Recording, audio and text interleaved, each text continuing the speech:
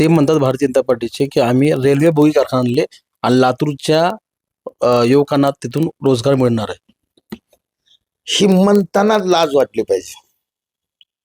गेल्या वर्षी विधानसभा सुद्धा आणि इथली महानगरपालिका सुद्धा रेल्वे बोगीचं नाव काढून तुम्ही जिंकलात. घराघरात नोकऱ्या काय वाटलात, हाडग्यात बिडग्यात निलंगा तालुक्यात तर फॉर्म भरून घेत होते. हे जस काय हे घरी बसून भरती करणार आहेत.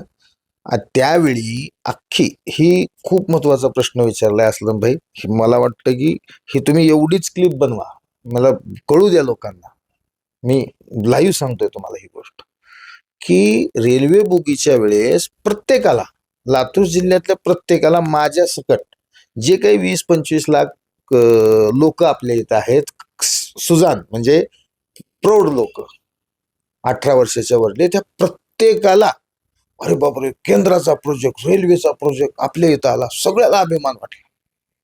हे लोक 50,000 लोक रोजगार मिळणार, मध्ये मध्ये पियुष गोयल तर येऊन 2.5 लाख लोकांना नोकऱ्या मिळणार, रोजगार मिळणार, असं काय काय काय काय काय डिंग मारले. मलाही आनंद झाला. बरं, मांजरा परिवारानं आदरणीय दिलीपराव देशमुख साहेबांनी स्वतः त्या गोष्टीचं स्वागत करून स्वतःची 15-20 एकर जमीन त्या प्रोजेक्टला दिली. MIDCची 100 एकर जमीन, MIDC कोण आणेल ते आदरणीय विलासराव देशमुख साहेबांनी, त्याच्यातली 100 एकर जमीन मांजरा कारखान्याची स्वतःची 15-20 एकर जमीन, नेमका आकडा माहित नाही पण दिली. सगळ्या 25 लाख लोक स्वागत करत होते. त्यावेळेस उत्सुकतेपोटी, चौकसपणापोटी मी कपूरथला आणि चेन्नई हे जे 2 रेल्वे बोगीचे कारखाने भारतामध्ये आहेत, त्या दोन्ही ठिकाणच्या महाप्रबंधकाला, ते IAS लेवलचे लोक राहतात, बरोबर, त्या लोकांना मी त्यांचा नंबर गुगलवरून काढून, नेटवरून काढून मी त्यांना बोललो. बोलताना त्यांच्याकडून माहिती घेतली. तुम्हारे यहाँ कितने लोग काम करते, हमारे यहाँ तो 50,000 2 लाख लोग लगने वाले, ऐसा वैसा. मी पण जोशमध्ये होतो, एक सामान्य लातूरकर म्हणून. त्यांनी जेव्हा मला माहिती दिली, मला धक्का बसला की कपूरथला आणि चेन्नईमध्ये दोन्ही कारखान्यात 5,000 पेक्षा अधिक लोक नाहीत. म्हणजे झाडूवाल्यापासून मी यादी काढली होती, प्रिंट पत्रकार परिषदेत ती 5,000 लोकांची त्यांचे कामगार किती होते, ते जवळपास 5,000 होते. त्यांची यादी मी सादर केली होती पत्रकार परिषदेत त्यावेळेस.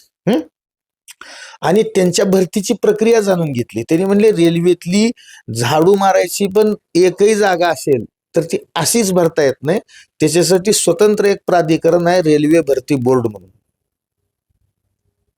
त्याच्या मार्फत परीक्षा होते, देशभरासाठीची होते, आणि देशभरातले लोक परीक्षा देतात विद्यार्थी, आणि तिथं त्यांना नोकरी लागते. तसंच ते होणार होतं. आणि त्यांनी सांगितलं की आमचे 30-30, 40-40 वर्षे जुने प्लांट आहेत, तुमचा नवीन आहे 30-40 वर्षानंतरचा, तो इतका मॉडिफाईड राहील, इतका ऑटोमायझेशन त्याच्यामध्ये राहील, तुमच्या इथं 1000-2000च्या वर कामाला लोक लागणार नाहीत, आणि जे 1000-2000 लागतील ते संपूर्ण देशाचे राहतील.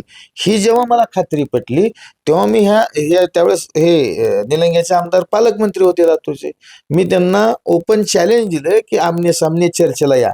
नुसतं चॅलेंज कुठं चॅनलमध्ये, पेपरमध्ये देऊन, प्रेस नोटमध्ये देऊन थांबलो नाही, तर टाउन हॉलवर प्रॉपर मोठा पेंडॉल टाकून, लिंगायत महासंघाचा एक बाजूला कार्यक्रम होता, आता जिथं 72 फुटी बाबासाहेबांचा पुतळा होणार आहे तिथं, आणि मी ह्या बाजूला जिथं आता स्तंभ आहे, पंचशील स्तंभ काय आहे, तिथं मी स्टेज टाकला आणि लाईव्ह करून सांगितलं की जर 50,000 लोक लागणार असं तुमचं म्हणणं असेल तर आमने सामने माझ्यासोबत चर्चेला या, सगळे पुरावे घेऊन मी थांबलोय.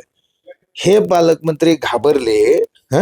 आणि त्या लिंगायत महासंघाच्या कार्यक्रमाला सुद्धा त्यांनी कट मारली, ते आले नाहीत, त्यांची हिंमत झाली नाही.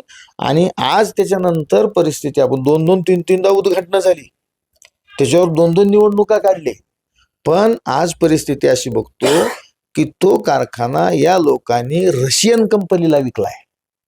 केंद्र सरकारची इन्व्हेस्टमेंट केली, कारखाना उभा केला, रेडी झालेला कारखाना रशियन कंपनीला दिला, आणि त्या रशियन कंपनीला सांगून इथल्या भरतीसाठी परीक्षा गुजरातमध्ये घेतली, गुजराती भाषेतून घेतली, आणि गुजरातचे लोक आणून इथं कामाला लावले. जे काय 1500-2000 जी काय असतील आता कामाला, गुजराती आमचे 2-4 वॉचमन बिचमन आहेत. लातूर जिल्ह्याची आणि लातूरच्या युवकांची, खास करून लातूरकरांची फसवणूक केली असं भारतीय जनता पक्षाचे 100% फसवणूक. अजून कसलं सांगू मी, 100% बसून. त्याच्यामुळं रेल्वे बोगीचं जर ह्यांच्या समोर दुसऱ्या ह्यांनी तर नाव काढायची नैतिकताच नाही यांना, दुसऱ्यानं नाव काढलं तर ह्यांनी लाजेनं मान खाली घालावी की आम्ही खोटं बोललो. अशाच नवनवीन ताज्या घडामोडी पाहण्यासाठी आजच आमच्या YouTube चॅनलला लाईक करा, शेअर करा, सबस्क्राईब करा आणि हो बेल आयकॉन प्रेस करायला विसरू नका.